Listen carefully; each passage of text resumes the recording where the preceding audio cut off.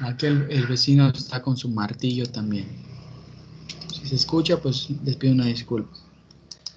Bueno, entonces también Lamarck lo definía como una fuerza modificadora que le permitía a los organismos surgir nuevos órganos y presentar nuevas funciones. Aquí él lo definía con el experimento o con la observación de las jirafas. Él pensaba que el ancestro de la jirafa tenía su cuello muy corto y era un ancestro original, y que el hecho de que se tenga que estirar para alcanzar las hojas más altas le hacía que el cuello se estire, y eso le permitió que, obviamente no crean que bueno, sí, de hecho sí, él decía que nacían así con el cuello cortito y conforme iban estirando se les iba estirando y los hijos nacían con el cuello largo. Entonces él decía esto, que esta serie de cambios condicionaban a la vida de los animales. Al final no resultó acertado, pero sí sentó las bases para lo que fue la evolución. Lo mismo, el uso y desuso de las partes. Este era otro postulado de Lamarck, en el cual él llamaba que los órganos y las actividades se relacionan con el uso de que de ellos se haga. Si un órgano es utilizado, entonces crece y se hace más eficiente. De lo contrario, se puede degenerar o atrofiarse. Pero no crean que esto es un proceso de miles de años. Este es un proceso inmediato. Por ejemplo, que si, si tú estirabas el cuello como Samira, por favor, estoy en clase. Si estiraban el cuello las jirafas, los hijos iban a nacer con el cuello largo. Y ya sabemos que los procesos de evolución no pudieran ser tan inmediatos. Para que suceda tienen que pasar miles de años. No es inmediato, es tardado. Y bueno, aquí en el uso y desuso también es esto, ¿no? Que si un órgano no te servía o no funcionaba de nada, pues desaparecía o simplemente se atrofiaba. Otro es la herencia de los caracteres adquiridos, es decir, que lo que se ha adquirido, impreso, modificado en la organización de los individuos durante el curso de su vida es conservado y transmitido a sus descendientes, ¿no? Y aquí es un grave error. ¿Por qué? Porque si digamos, un ejemplo, yo no tengo una mano, me la cortan, esta teoría de los caracteres adquiridos significa que si yo llego a tener hijos, mis hijos van a nacer sin la mano que a mí me cortaron. Y pues ya sabemos que eso no es cierto, porque la información genética es de que soy una persona con sus brazos completos, sus manos bien y todo, y esa información genética es la que voy a mandar. En ningún momento mi información genética va a decir, sí, pero le cortaron su mano, así que sus hijos sin mano. No, no va a pasar. ¿Ok? Y bueno, esa era Es una como idea. si me, Sí, dígame. es como si, por ejemplo, me pintara el pelo, es como si mi hijo, que tengo mi pelo nuevo, me lo pintara de castaño y mi hijo va a nacer castaño, o sea, ¿no? Exactamente, esa era la teoría de Lamarck, de que lo que tú hagas o los cambios que tú hagas en ti mismo o que llegues a tener va a representarse en un cambio en los hijos o en los descendientes. Y una cosa es que haya casualidades, porque sí, hay casualidades, ¿no? Pero no es, no es de que todos, ¿no? Imagínense, por ejemplo, muy simplemente, vamos a fijarnos en los atletas. Michael Phelps, por ejemplo, él tiene una composición fisiológica muy diferente a cualquier persona, pero eso no indica de que su hijo van a ser así. Quizás por tanto nadar, por tanto estar ahora sí que en el agua y adaptarse a las condiciones, su cuerpo cambia un poco para permitirle, y de hecho el ejercicio, en este caso un ejercicio aerobio, modifica el tipo de cuerpo que una persona tiene. La masa muscular, el tejido graso, todo eso cambia, obviamente dependiendo del tipo de actividad física que hagamos. y la dieta que lleguemos a seguir o la alimentación. Pero eso no significa que su hijo nace con el cuerpo así alargado como él. ¿Me explico? Y bueno, el ser humano sí tiene órganos que se llegan a atrofiar. Aquí, por ejemplo, tenemos el apéndice. En cierto momento, ahora sí que quizás considerando al ser ancestro, que era el Australopithecus, ellos tenían el apéndice y en ese entonces el apéndice funcionaba. Pero como es una serie de cambios graduales, aún conservamos el apéndice. Entonces, para estos seres, los Australopithecus, el apéndice les servía porque como ellos digerían o masticaban ahora sí que empezaban a hacer la digestión con carne cruda, necesitaban una cantidad exagerada de enzimas gástricas o enzimas digestivas también, y ¿quién los liberaba? El apéndice. Y lo mismo, si no me equivoco, el apéndice también tenía que ver con la función ¿cómo se llama? En enzimas, claro, enzimas digestivas, y también con la segregación de ciertas sustancias, en este caso de hormonas. Por ejemplo, la insulina también pudiera tener también llegaba a ser, si no me equivoco, segregada por parte del apéndice, no al nivel, pero sí. Y bueno, actualmente, ¿para qué nos sirve el apéndice? Para que nos dé apendicitis. Simplemente para eso nos sirve, porque ya la cantidad, como la alimentación cambia completamente, su trabajo del apéndice llega a ser innecesario. Y pues lo único uso que va a tener es para que se te infecte y te lo tengan que amputar. Y listo. Pero hasta eso te lo quitan y no pasa nada. Llevas tu vida de una manera normal. Enzimas digestivas. Otro, por ejemplo, el coxis. El coxis es un huesito que tenemos en la parte baja de la cadera. ¿Y qué función tenía el coxis? Que es un vestigio de cola. Así como los monos que tienen su cola al final, tenemos el coxis porque es un vestigio de nuestra cola. Y actualmente no cumple ninguna función. ¿Por qué? Porque no nos da equilibrio, no nos da postura, no nos da nada. Simplemente es un vestigio. Otro, por ejemplo, las muelas del juicio. Supongo que algunos de ustedes están en este proceso en que les sale o se les empiezan a mover, etcétera. Muchas personas, ahora sí que quizás cerca de un 15% de la población, no desarrolla muelas del juicio. Algunos sí.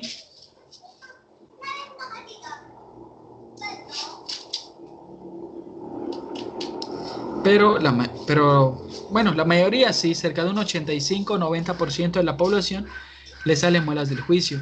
Pero no a todos. De hecho, a mí no me salieron. Sí se me movieron un poquito, pero no se me desarrollaron por completo. Y bueno, yo creo que ustedes, si están dentro de la edad de 17 a 22, 23 años, pues esto ya debe estarse empezando a asomar, o de repente que les cae un dolor en las muelas o sienten como que se le mueven los dientes. Es que la muela del juicio, que es el tercer molar, su nombre correcto es tercer molar, pero comúnmente lo llamamos muelas del juicio. ¿Y qué función tenían? Que eran útiles porque aportaban una potencia masticatoria. Recordemos cómo era la mandíbula de los ancestros. Era una mandíbula pesada, una mandíbula grande.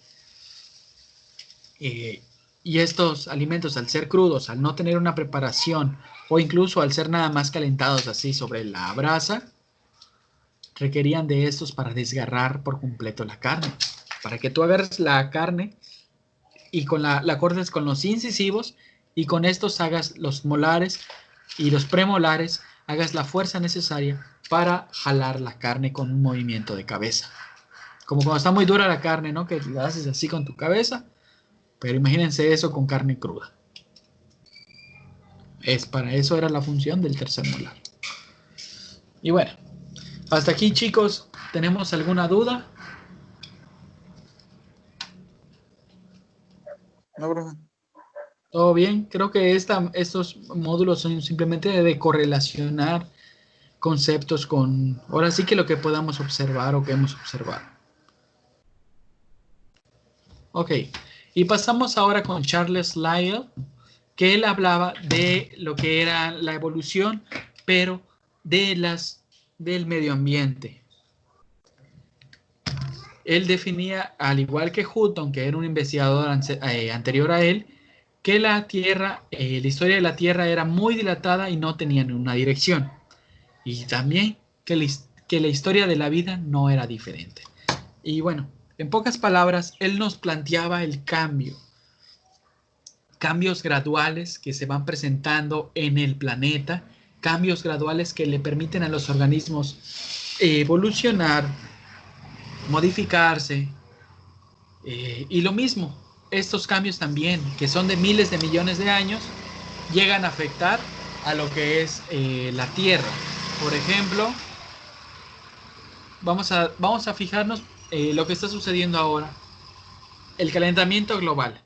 El calentamiento global que está causando un derretimiento de los polos. Pero los polos no se están derritiendo ahora sí que inmediatamente. ¿Cómo se está reflejando cómo le diríamos? Este calentamiento o este derretimiento de los polos, en que gradualmente aumentan las mareas o que gradualmente el nivel del mar asciende. Entonces va a ser muy gradual, pero sí dentro quizás de 100.000 años se va a apreciar este tipo de cambios ya totales, que vamos a ver la diferencia si comparamos el antes y el después. Pero el Charles Lyell, él decía que eran cambios muy, muy lentos, muy, muy dilatados y sin dirección. Y ahora sí, pasamos con Charles Darwin, y él nos planteó la teoría que posteriormente fue llamada darwinismo.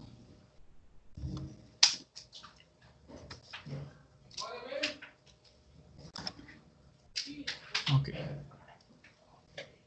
Charles Darwin, él define la evolución como una descendencia con modificación, es decir, que las especies cambian a lo largo del tiempo y esto va a dar origen a nuevas especies y que éstas llegan a compartir un ancestro en común. Y aquí sí nos lo plantea como un ancestro tal cual. Es decir, que si nosotros tenemos una especie, van a tener todas las especies de este tipo, van a compartir un ancestro, y ¿qué va a cambiar? ¿O qué va a permitir que sean diferentes? Lo que son las condiciones en las cuales tengan que adaptarse. Y él propone un modelo que se le llama selección natural. Aquí sí tomen nota que Charles Darwin propone lo que fue la selección natural, y él, ¿debido a qué? A que la naturaleza tiene recursos limitados y los organismos con rasgos heredables van a tener una calidad o una mayor capacidad de supervivencia, ¿no? Es decir, que ante el cambio, los que mejor se adapten son los que van a sobrevivir. Y la reproducción, como esos van a sobrevivir más, va a aumentar su población, van a prosperar y van a poder dejar una descendencia. ¿Y qué va a pasar cuando la descendencia aumente? Que vamos a empezar a ver cambios o diferencias entre los individuos de esa especie. Y aquí la selección natural. La selección natural, bueno, como nos lo define Darwin, como un proceso de selección. Tú sí y tú no. ¿Pero por qué tú sí? Porque tienes las condiciones, tienes los órganos, tienes el tamaño, tienes las características físicas para sobrevivir. ¿Y tú por qué no? Porque simplemente el medio ambiente te superó. Imagínense, por ejemplo, que aumenta el nivel del mar de repente. Así ahorita como estamos, sube el nivel del mar y a todos nos entra agua. y son 2 metros de profundidad, digamos. ¿Quiénes van a sobrevivir? Los que saben nadar o los que encuentran cómo flotar, y los demás pues se van a ahogar simplemente. Con este ejemplo es la manera en que Darwin planteaba, obviamente no tan ahora sí que de una manera tan informal, pero sí, prácticamente es que si el medio ambiente cambiaba, si las condiciones ambientales, si la alimentación, la calidad del aire o cualquier otro tipo de característica cambia, eh, los más adaptados, los que sean más capaces, van a sobrevivir. Y aquí vamos a darnos cuenta, por ejemplo, con los dinosaurios. Cuando empieza la edad glaciar, ¿qué sucede? Que la mayoría de dinosaurios se extinguieron. ¿Por qué? Porque las plantas empezaron a morir, los animales empezaron a morirse también, y el clima también comenzó a hacerse frío. ¿Cuál es la diferencia, aparte del hecho de que nazcan en huevo y nazcan dentro del vientre de los reptiles y de los mamíferos? De que los reptiles no regulan su temperatura interna. Un reptil tiene que estar en el sol para regular su temperatura. A diferencia de un mamífero, que en los mamíferos pues llevamos a cabo un proceso que se llama termorregulación. Y esa termorregulación es lo que nos permite que mantengamos una temperatura interna y una temperatura adecuada en nosotros. Por eso sudamos, por eso, bueno, más que nada por eso sudamos, porque nuestro cuerpo está llevando un mecanismo de termorregulación. Pero pues si quieren, yo les recomiendo que investiguen un poquito más si les llama la atención esto. Pero, ok, bueno. Entonces, ¿quiénes van a sobrevivir? ¿Qué van a hacer? Van a poder prosperar. Quizás los que no sobrevivieron fueron los depredadores, como en el caso de la edad de los dinosaurios. Cuando se extinguen los dinosaurios, con el inicio de la edad glacial, ¿quiénes sobrevivieron? Los mamíferos, que eran roedorcitos, ratoncitos, como nutrias, organismos muy chiquitos. Y ellos se podían alimentar sin ningún problema. Y los que eran grandes no encontraban cómo cubrir o cómo llenar su apetito y cómo sobrevivir. Entonces, ¿quiénes van a prosperar? Los que pueden sobrevivir. Ok. Es la reproducción diferencial de los genotipos de una población biológica. Es decir, que esto también se da entre entidades que presenten variaciones, multiplicación y herencia. Y es un resultado de la dinámica de lo que son las estructuras, órganos y conductas diseñadas para la supervivencia y la reproducción. Y bueno, aquí no solo vamos a hablar de una selección natural de calidades o cualidades físicas, sino también la selección natural nos dice estructuras y conductas. Ojo, y aquí es donde entra el rol social de las especies. Hay muchas especies que por sí solitas no pudieran cubrir sus necesidades, pero actuando en conjunto, por supuesto que sí. Un león solo no puede matar un elefante, pero una horda de leones sí pueden atacar un elefante. Lo mismo con los lobos, que los lobos llegaban al momento en que eran capaces de matar mamuts. ¿Y quiénes más pudieran organizarse? Los seres humanos, que se dieron cuenta que juntos podían sobrevivir mucho mejor. Quizás un grupo mayor de caza podían atrapar presas más grandes y que les daba una mayor alimentación por mucho más tiempo, y gracias a ello una mayor supervivencia. ¿Y esa supervivencia en qué se traducía? En hijos. Y los hijos también significaban más personas, más mano de obra y una mayor capacidad de supervivencia.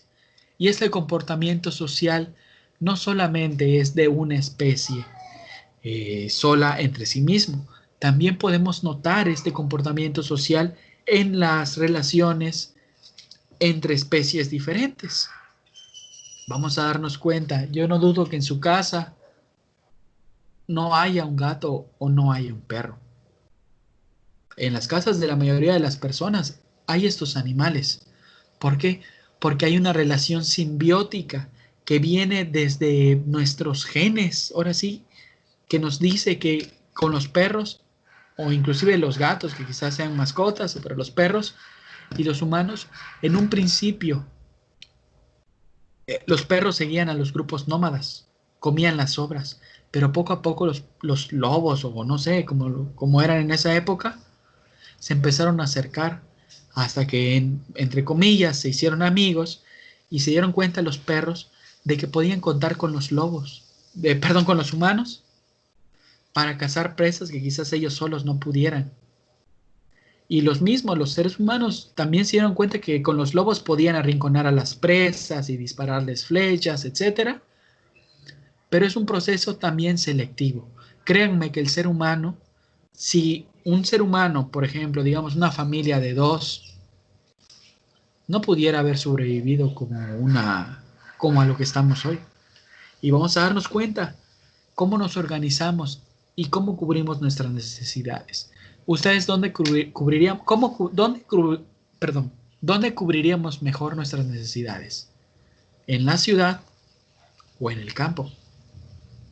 Por ejemplo, que tengas un problema de salud, ¿dónde preferirías que te atiendan? En la ciudad. Claro, en la ciudad. ¿Por qué? Porque es una organización social mucho mayor que cubre más necesidades y a mayor población, mayor cubrimiento de necesidades y lo mismo también, mayor requerimiento para cubrir necesidades. Por eso ahí se tienen que crear empleos, se tienen que crear pues caminos, hospitales, escuelas, de todo. Pero también todo esto no es una cuestión social, sino es una cuestión también de selección natural. Y no solo, por ejemplo, ya vimos que nuestros órganos han cambiado. Sí, por ejemplo, el coxis, el apéndice, el tercer molar, las conductas las conductas también, el ser humano, por ejemplo, tenemos un lenguaje, tenemos códigos de comunicación, tenemos una cultura y todo eso se va a reflejar en nuestros individuos que vengan posteriormente, no sé, hijos, nietos, bisnietos, y todo eso va a ser un registro que les va a permitir también su supervivencia como especie. Y aquí tenemos una imagen en la cual nosotros vemos una variedad de pájaros. Estos pajaritos que vemos acá son de unos que habló Darwin en sus investigaciones, los cuales son los pinzones. Y bueno, Darwin se fue a una excursión que en el barco, permítanme, ya se me fue el nombre del barco. Ay, ya se me fue el nombre del barco, disculpen. El Beagle, perdón. El barco, el Beagle, se fue Darwin, un Charles Darwin joven, se fue en una excursión alrededor del mundo pues para mapear el planeta.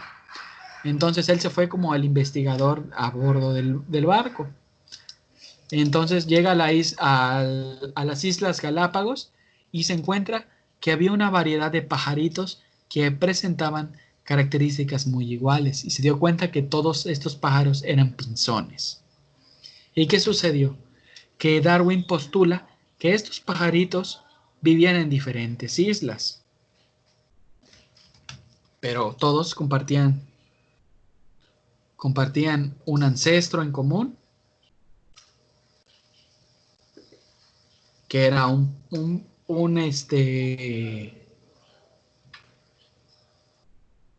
pinzón que vivía en una gran isla. En una gran isla, que luego esta isla con los movimientos tectónicos se fue separando y fueron aislándose cada uno de estos pájaros en una isla al final. Se terminaron aislando, ¿no? Y bueno, a pesar de ser exactamente iguales, presentaron variedades. ¿Para qué? Para anteponerse a las condiciones en las cuales necesitaban su isla. Por ejemplo, quizás el pico. Quizás a estos comían gusanitos y por eso tenían su pico así. Y estos, por ejemplo, quizás tienen este pico grueso porque quizás comían nueces o quizás comían bellotas o algún tipo de, ¿cómo le diríamos? De fruto duro que tenían que comer. Y dependía Semillas. exactamente de semillas más duras, etcétera. Y por ejemplo, se dio cuenta que no solamente eran los picos lo que cambiaba, vamos a darnos cuenta también el tamaño, quizás por los depredadores, el color de las plumas, quizás también para que no los detecten los depredadores, o por el tipo de fauna y flora que tengan en ese lugar para pasar más inadvertidos. Y bueno, son una serie de características muy diferentes y a pesar de que compartan un ancestro en común, llegan a ser diferentes. Aquí, por ejemplo, este es de la isla Cocos, es el pinzón de la isla Cocos. Aquí esto Finch, por si lo alcanzan a leer, significa pinzón. Coco Island Finch, pinzón de la isla de Coco.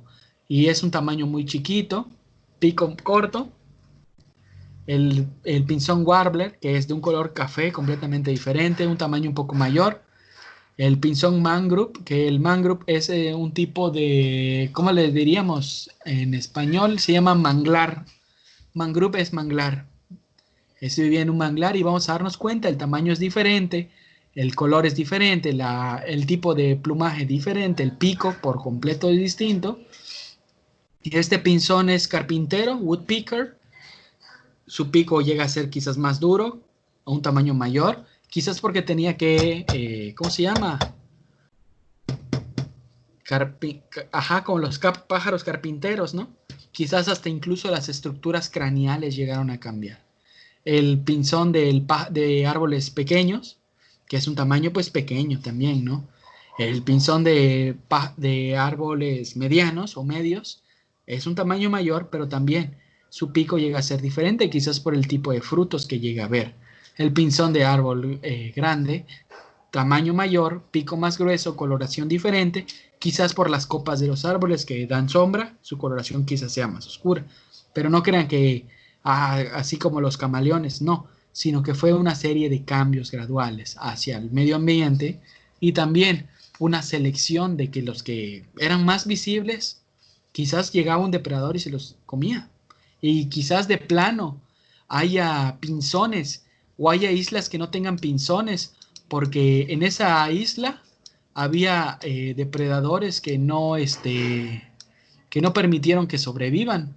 Y hay pinzones, quizás muchas variedades que no conocemos, porque simplemente no se pudieron adaptar a la isla, no se pudieron adaptar a los factores que definían el medio ambiente o su ecosistema y terminaron pereciendo, ¿no? Y bueno, ya creo que pues ese es un pinzón vegetariano, ese es un eh, de suelo pequeño, small ground, medium ground, el pinzón de suelo medio, el pinzón de suelo amplio, el pinzón este es de cactus y este es de cactus largo y de cactus pequeño. Así que pues, ¿qué definió las características de los pinzones? Uno, el medio ambiente. Dos, los alimentos. Tres, quizás la presencia de depredadores. Y bueno, esto permitió por ejemplo, quizás de todos estos, alguno era, digamos que eh, llega a la isla, ¿no? O es de los que vivieran en la isla, pero había otros tres que eran distintos. Y esos tres no se adaptaron y murieron. Entonces, ¿cuál va a dejar hijos? Pues este. Y los hijos heredan las características, aumentan la población y llegan a aumentar pues considerablemente hasta que se imponen como la especie o la variedad dominante en cierta región. Y bueno, esto también se aplica a los seres humanos, ¿no? Por eso las condiciones climatológicas de alimentación también definen a los seres humanos. Vamos a darnos cuenta de las distintas razas de seres humanos. Y aquí no es de racismo, aquí estamos hablando de hechos biológicos. Hay raza negra, hay raza asiática, incluso hay raza euroasiática, europea, americana nativa, Olvina. sudamericana. En fin, son diferentes razas o bueno, aparentemente diferentes colores de piel, pero también dentro de los colores de piel que nosotros vemos, hay variedades en tono, en el color del cabello, color de ojos, lo que es el tamaño, inclusive se los voy a explicar. Esto es algo que vi cuando yo estaba estudiando en la universidad, de que hay diferentes razas y también sus funciones biológicas se adaptan distinto dependiendo de la raza que son. Por ejemplo, recuerdo que la maestra nos dijo que la gente que es de raza blanca tiene una mayor capacidad para almacenar reservas de grasa. Así que le sale más lonjita, pues. ¿Y por qué lo tienen? Porque ellos, como son de clima frío, necesitan una reserva mayor de energía. A diferencia de los de América, los nativos americanos, que ellos no, sí tienen esta capacidad, porque pues todos tenemos la capacidad de reservar, pero aún así tú le pones la misma cantidad de alimento a un blanco y a un nativo americano, por ejemplo, a una persona indígena y a un, no sé, un alemán, y quien te va a engordar más rápido es el alemán. Y bueno, diferentes factores funcionales. Por ejemplo, los asiáticos tienen una mayor predisposición a las enfermedades cardiovasculares, a diferencia de los negros, la gente de raza negra, que tiene una excesivamente baja presencia de este tipo de enfermedades. En fin, lo mismo el tipo de una persona blanca puede presentar con mayor frecuencia cáncer de piel, pero una persona negra también puede presentar una mayor cantidad de cáncer de páncreas. Y son diferentes tipos de adaptaciones. ¿Por qué? Porque las adaptaciones van a cumplir o van a cubrir la necesidad que tenga la persona. ¿Ok? Y aquí, en pocas palabras, la selección natural es la capacidad de adaptarse al medio, modificando características. Puede ser color, puede ser la forma. Y aquí el ejemplo, las alas de las polillas o el pico de los pinzones. De hecho, Charles Darwin también habla de un caso muy curioso. Antes de la Revolución Industrial, la mayoría de las polillas que habían eran de color blancas. Perdón, eran de color cafés, porque los árboles tenían un color café. Y si había polillas blancas, seguía habiendo individuos que eran diferente de color, pero era mucho menor el número de las polillas que eran blancas. Entonces, cuando empieza la revolución industrial, el humo de todas las fábricas, las emisiones de gases y todo esto, terminaba cubriendo los árboles. Y los que en un principio depredadores no veían mucho a las cafés, ahora las veían más. ¿Y qué pasó? Que los números de las polillas cafés descendieron y las polillas blancas aumentaron. Y bueno, ese es un ejemplo de selección natural. Se modificó el ambiente, pero los que se pudieron adaptar mejor eran los que iban perdiendo, por decirlo así. Las polillas blancas iban perdiendo y las polillas cafés iban ganando y terminaron invirtiéndose la situación con simplemente lo que fue la revolución industrial. Y aquí vemos, por ejemplo, este diagrama un poco más completo de lo que es la evolución del ser humano. Vemos que venimos de un homínido, un ancestro homínido, y que de aquí perdón.